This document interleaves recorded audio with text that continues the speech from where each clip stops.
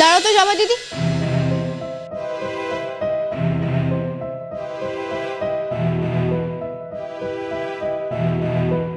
এটা কোথা থেকে পেলে? ওই তো দরজার বাইরে, নোংরায় হাত দিও না বৌদিদি, পেলে দাও পেলে দাও।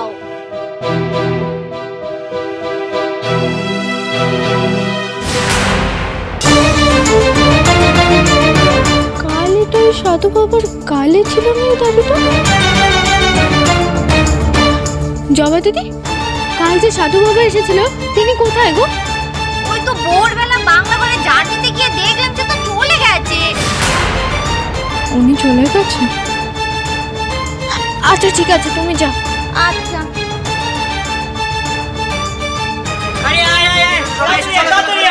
বেআই মশাই, এসে পড়েছি সপরিবারে। মা, কমলা মা, আসো মা, ভেতরে আসো। আরে শ্বশুর মশাই যে বাইরে কি করছেন? আরে ভেতরে আসুন, আসুন আসুন আসুন। কিন্তু বেআই মশাই, আজ কিন্তু ডবল ডবল ওয়েলকাম হওয়া চাই। মানে ছেলের বাপ হয়ে আপনি ছুটিয়েছেন আমার কাল ঘাম।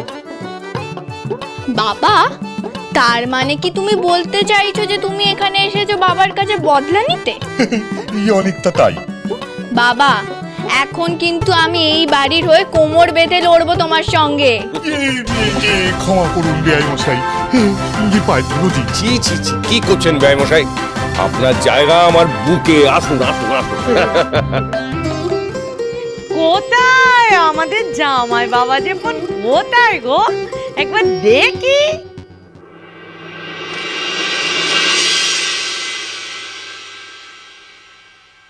ওই তো আমাদের জামাই এসে গেছে। দাঁড়াও দাঁড়াও জামাই বাবা জীবন, দাঁড়াও। ও দিদি, এসো তো শিগগির। এই তো আছি।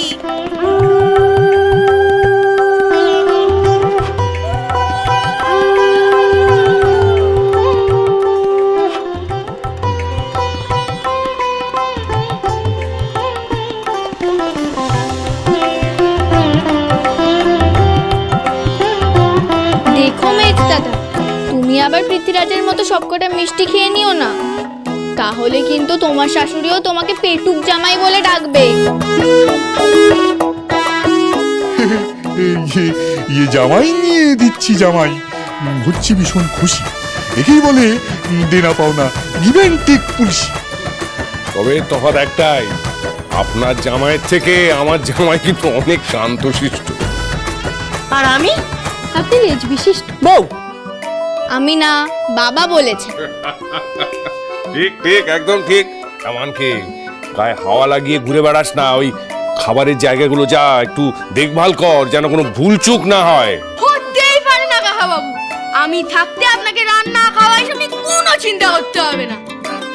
না না, ওরা আমাদের আছে। আয়োজনটা তো গোটা পরিবারের জন্য হয়েছে, আর তোকে একা দায়িত্ব দিলে তুই একাই নিজে পুরোটা গিলবি। তাই বলছি, চল গিয়ে দেখি। এই বোদা, তুই ওদিকটা গিয়ে দেখ, আমরা ওদিকে যাই। চ চ চ, ফটিকা বোদা যা। বাবা জীবন তুমি এসো। হ্যাঁ আমার নে, ওকে এটা দে। ও আচ্ছা, এসো জামাই। চলো। বাবা, চারিদিকে যা নোক কিলবিল কিলবিল করছে, তো ভেবেই উঠতে পারছি নে যে চিঠিটা কখন তার কাছে গিয়ে পৌঁছবো।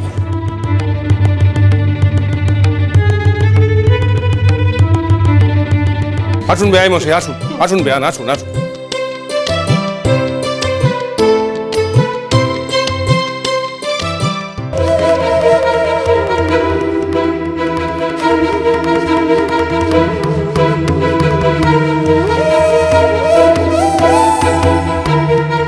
তার মানে সাধু বাবা ছদ্মবেশে এসেছিল এই বাড়িতে, কিন্তু আসলে সে কে? কি উদ্দেশ্য নিয়ে এসেছিল এই বাড়িতে?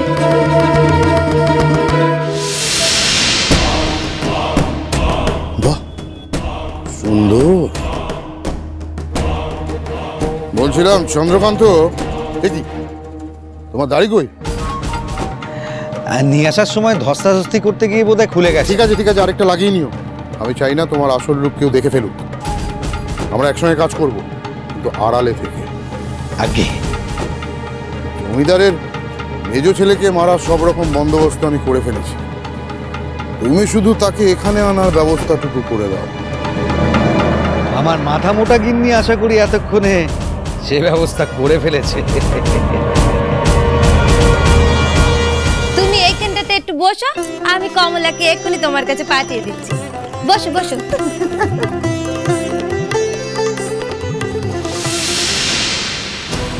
সুযোগ বুঝে চোখের আড়ালেই কমলার মেজদাদার হাতে চিঠিটা পৌঁছে দিতে হবে। ও গগনের মা, সুফলের মা, ট্যাপার মা, এদিকে এসো না গো তোমরা।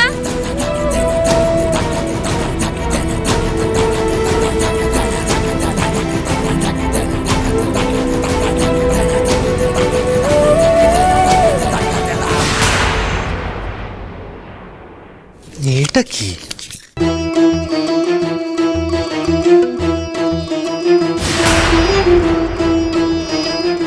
আমার কাজ শেষ। কি গো মেজ দাদা, কি পড়ছো? কার চিঠি? তোদের ছোট পিসি কোথায় বোন? কেন? এটা দেখ।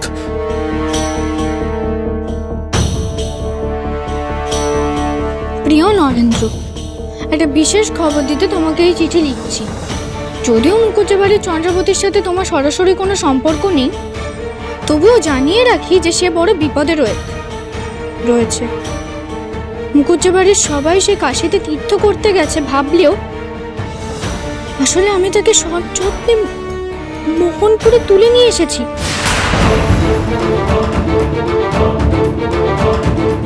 এখান থেকে তাকে সোজা ওকে বিক্রমপুরে কোটা বাড়িতে চালান করে দেব, এই পরিকল্পনা।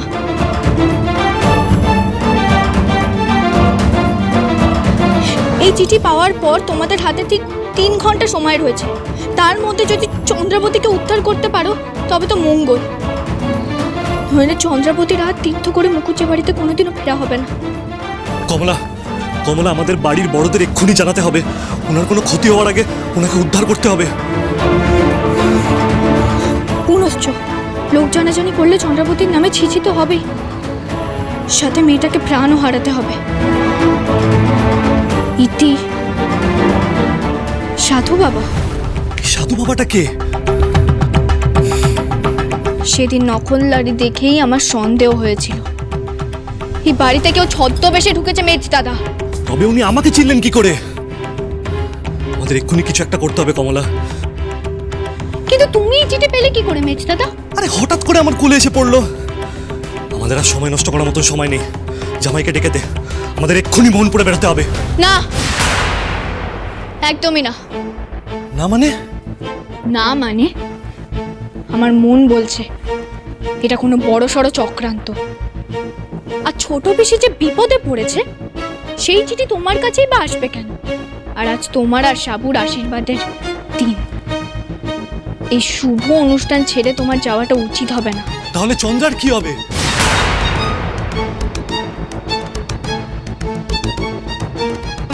আমি বোধহয় বুঝতে পারছি এর পেছনে কে রয়েছে। তার উদ্দেশ্য যদি এই আশীর্বাদটা ভেস্তে দেওয়াই হয় তাহলে আমি সেটা কিছুতেই হতে দেব না, আর না ছোট পিসির কিছু হতে দেব। কি করবি তুই? তুমি কাউকে কিছু বলো না মেজ দাদা, আমি যাব সেখানে। কখনো না বোন, নিশ্চিত বিপদ জেনে আমি তোকে সেখানে একা ছাড়তে পারবো না। না মেজ দাদা, অনেকদিন পর মুকুজ্জে বাড়িতে খুশি ফিরে এসেছে, আর এখন যদি এই কথা কেউ জানতে পারে তাহলে এই আশীর্বাদের অনুষ্ঠান এক্ষুনি বন্ধ হয়ে যাবে, সবাই ব্যস্ত হয়ে পড়বে, আর সেটা হোক আমি চাই না। তাই আমি প্রথমে যাই, তুমি ততক্ষণ এদিকটা সামাল দাও। আশীর্বাদ শেষ হয়ে গেলে তুমিও পৃথ্বীরাজকে নিয়ে সেখানে চলে এসো, ততক্ষণ আমি ওদের ঠেকিয়ে রাখার চেষ্টা করব। কিন্তু মোহনপুর তো অনেকটা রাস্তা, তার উপর ওইরকম জায়গা তুই যাবি কি করে? মা কালীকে স্মরণ করে বেরিয়ে তো পড়ি, ঠিক কেউ রাস্তা দেখিয়ে দেবে। কমলা,